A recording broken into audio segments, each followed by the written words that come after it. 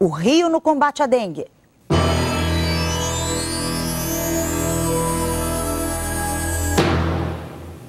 Foram inauguradas nesta segunda-feira 3 tendas de hidratação, que é o principal tratamento para evitar o agravamento da doença.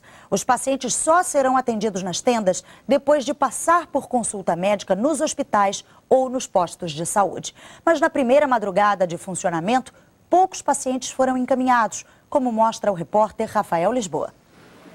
Na tenda montada no Retiro dos Artistas, em Jacarepaguá, as equipes estavam de plantão, à espera dos pacientes que poderiam chegar a qualquer momento, vindos de hospitais e postos de saúde para receber soro.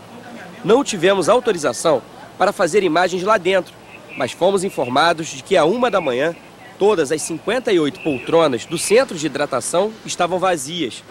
Até aquele momento, o movimento tinha sido pequeno, e assim mesmo de pessoas que ainda não tinham sido examinadas em postos ou hospitais. Nas tendas não são realizadas consultas, por isso os médicos contaram que os doentes que apareceram aqui por conta própria no Retiro dos Artistas em busca de atendimento entre o fim da noite e o início da madrugada foram encaminhados para hospitais da região, nas ambulâncias do SAMU. Só depois de diagnosticada a doença é que os pacientes são levados para os centros de hidratação. Nas tendas inauguradas nas unidades de pronto atendimento de Campo Grande e de Santa Cruz, também não foram permitidas imagens. Em Campo Grande, segundo os funcionários, o movimento foi pequeno. Em Santa Cruz, até 2h30 da manhã, 17 pessoas já tinham passado pela tenda para receber soro.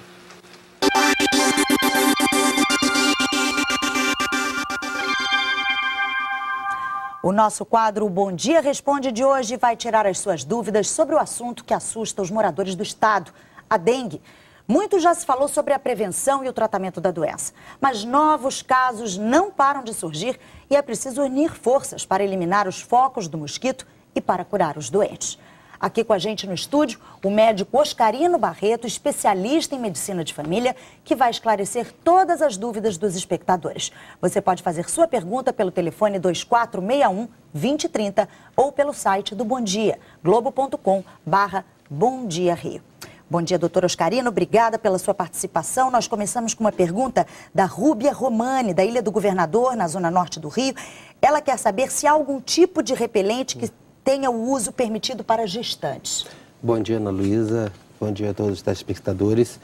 O ideal para gestante é que não se use nenhum repelente com produto químico, né? Pode-se lançar mão do óleo de amêndoa, que já comprovadamente tem um efeito repelente. A Sandra de Itaipuaçu, em Maricá, nos fez uma pergunta pelo telefone. Ela quer saber se a dengue só se prolifera em água limpa, o mosquito da dengue só se prolifera em água limpa, ou se o mosquito pode procriar em poças de água suja também. O que temos notado, basicamente, é água limpa na sua imensa maioria, né? Foram encontrados focos em supostas águas sujas, mas não são insignificantes. Realmente a água limpa ainda é o mais arriscado. Exato. Lívia Fontes nos mandou uma pergunta por e-mail. Ela gostaria de saber quais os bairros mais afetados pela dengue no Rio e se o uso de repelente é eficaz para afastar o mosquito transmissor. Sim, estão os bairros de Jacarepaguá, Bom Sucesso, Ramos, Campo Grande, Santa Cruz. E o repelente é eficaz? O repelente, ele de fato é eficaz. Ele deve ser usado principalmente durante o dia, que é o horário principal onde o mosquito prefere tirar o sangue, né? Fazer a picada. Por telefone, nós recebemos não só uma, mas muitas perguntas, não só por telefone, pela internet também, de pessoas que perguntam se o complexo de vitamina B é eficiente para afastar o mosquito da dengue. Olha, Ana, existem estudos sim em relação a um odor que é liberado pelo complexo B, mas nós não aconselhamos que se usem medicações a mais durante essa doença, né? Por mais que o complexo B seja uma vitamina, é mais um composto químico que está sendo ingerido. O protetor, o repelente, como nós falamos aqui, ele é muito mais eficaz do que o complexo B. Portanto, tem que se dar preferência ao complexo B, ao repelente, né? Ao invés do complexo B. A Marta Esteves nos mandou pela internet uma pergunta que é a seguinte: se é verdade que o Aedes aegypti não nasce com o vírus, só adquire o vírus quando pica uma pessoa infectada e que os mosquitos que nascerem desta fêmea infectada também terão o vírus da dengue? Exato. O mosquito, ele nasce isento, né, de qualquer contaminação. A necessidade, ele é apenas um vetor. A doença está na pessoa, o vírus está na pessoa, ele é apenas um vetor dessa doença. Então é necessário que ele tenha contato com o sangue contaminado com o vírus para que ele tenha o vírus dentro dele. A Daniela do Meyer nos pergunta pelo telefone qual o período de incubação da doença, doutor Oscarino? Cerca de 5 dias. Ou seja, depois de ser picado depois pelo mosquito? De ser picado pelo mosquito infectado pelo vírus, leva cerca de 5 dias para que se iniciem os sintomas.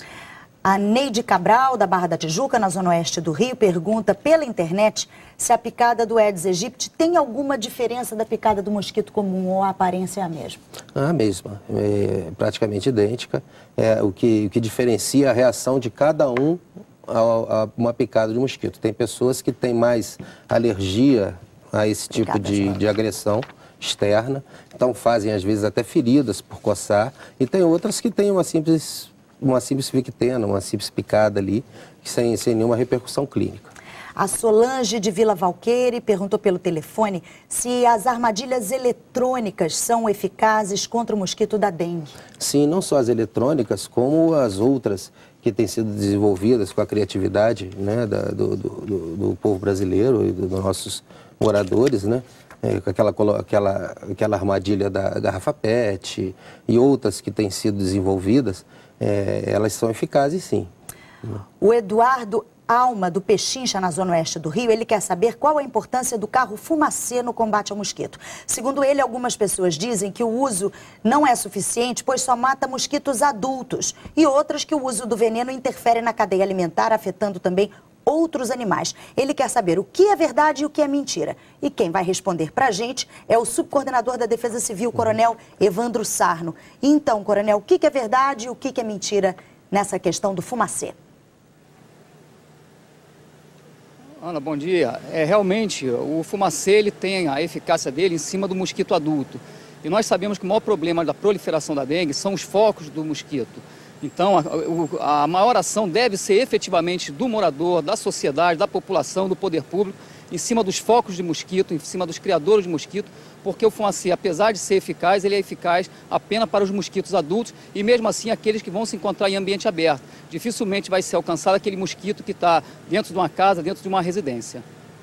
E, Coronel, tem mais uma pergunta do Sérgio de Maria da Graça. Ele quer saber se o fumacê ainda é eficaz no combate, já que ele nunca mais viu o carro passar pela rua dele. Não, como eu falei anteriormente, o fumacê ele é eficaz em cima do mosquito adulto. Tá? E existe um cronograma onde o fumacê ele ainda passa principalmente nas áreas onde tem a maior proliferação do mosquito. Ok, obrigada, Coronel Evandro Sarno. A gente volta já. Obrigada, doutor Oscarino. A gente já volta com o Bom Dia Responde no próximo bloco. Depois do intervalo, aqui no estúdio, nós continuamos respondendo às perguntas dos telespectadores sobre a dengue. Nós voltamos com o nosso quadro, o Bom Dia Responde.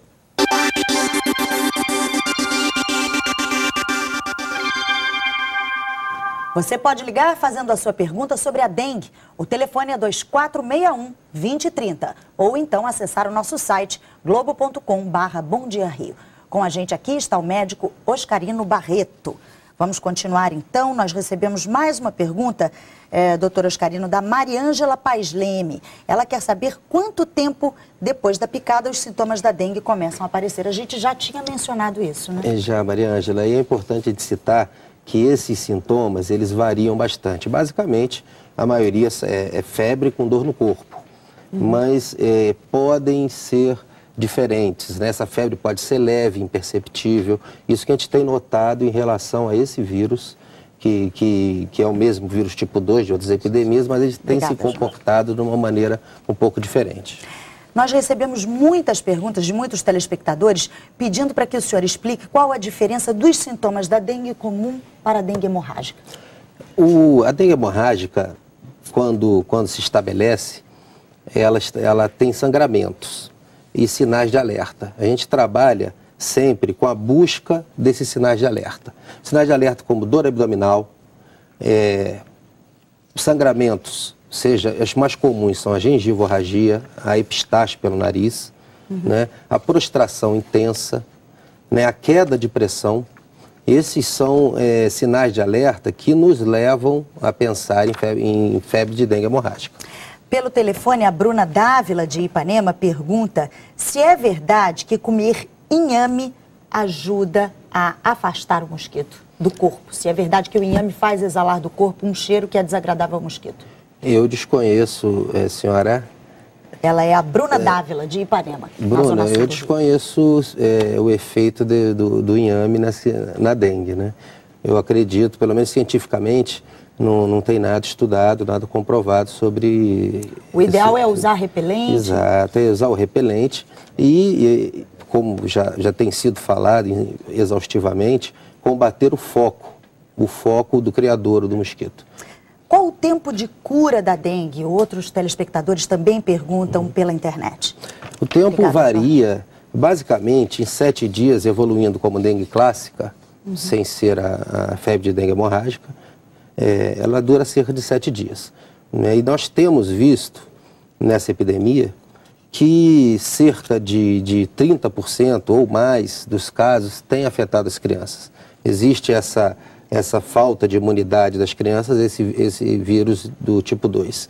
Então, nas crianças, também ela tem se manifestado com mais gravidade nos sintomas, não repercutindo obrigatoriamente numa maior gravidade da doença. Por telefone, acabamos de receber a pergunta da Tereza Silva, do bairro da Glória. Ela quer saber se, de alguma maneira, o ambiente fechado com ar-condicionado fica protegido do mosquito. Se é verdade que o mosquito foge de ambientes frios. Não, o mosquito está presente em todos os ambientes. Ele tem um hábito diurno, o hábito da picada diurno, né? E à noite ele se recolhe principalmente atrás de móveis, né? E atrás de cadeiras, atrás de armários. Enfim, também é útil o uso daquele veneno, né, do spray para mosquito à noite, né, principalmente atrás dos móveis, também é útil. Mas mesmo num ambiente fechado como esse aqui, a porta se abre e o mosquito pode entrar. Exatamente. Outros telespectadores também perguntam se é contagioso ou se é só através da picada do mosquito que a pessoa pode contrair dengue. Apenas através da picada do mosquito. E o do mosquito contaminada. Muito obrigada, doutor Oscarino Barreto, pela sua participação aqui no nosso quadro O Bom Dia Responde. Muito obrigado, Ana. Eu gostaria de fazer um agradecimento ao trabalho da imprensa, de todos vocês, na luta que tem sido feita, travada contra essa doença. Muito obrigado em nome de todos nós médicos. Muito obrigada. Cada um tem que fazer a sua parte, não é isso, Claro. doutor? E no site do Bom Dia Rio você encontra um serviço completo sobre como combater o mosquito e identificar os sintomas da doença. O endereço você sabe, globo.com/Bom Dia Rio.